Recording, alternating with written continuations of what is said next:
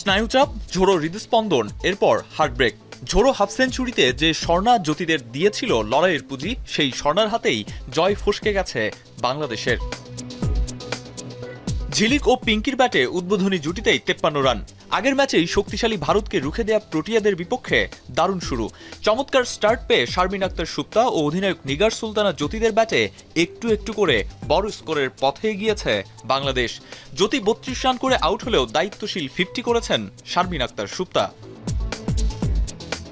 তবে ব্যাট হাতে রেকর্ড গড়া ঝোড়ো হাফ সেঞ্চুরিতে জ্যোতিদের ম্যাচ জয়ের স্বপ্ন দেখিয়েছিলেন স্বর্ণা আক্তার। 3-4-3-6 সাজানো ইনিংসে দেশের হয়ে দ্রুততম 50 রেকর্ডও করেছেন স্বর্ণার সৌজন্যে প্রোটিয়াদের চ্যালেঞ্জিং টার্গেট ছুড়ে দিয়েছে বাংলাদেশ।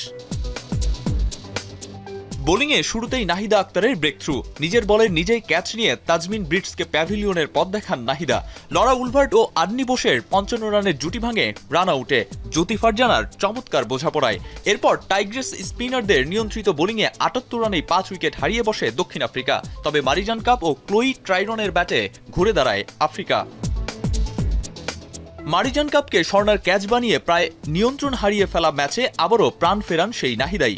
আর টাইগ্রেসদের বিস্ফোরা হয়ে উইকেটে টিকে থাকা ক্লোই ট্রাইরন রান আউট হন ঋতুমণির গোল্ডেন আর্ম থ্রোতে। হাতের মুঠোয় চলে আসা ম্যাচে স্নায়ুচাপ বাড়ায় নাদিন ডি ক্লার্কের ইম্প্যাক্ট ইনিংস।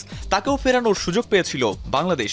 তবে স্বর্ণার হাত পিছলে আবারও তীরে এসে তরি ডুবানোর তিক্ত স্বাদ নিতে হলো জ্যোতিদের। ফসকে যাওয়া ওই এক ক্যাচেই ম্লান পুরো ম্যাচে সম্মিলিত ও ব্যক্তিগত বীরত্বগাথা। আরও একবার জয়ের ভিত গড়েও সঙ্গী আক্ষেপ। আরিফুল ইসলাম সাহাব, এখন।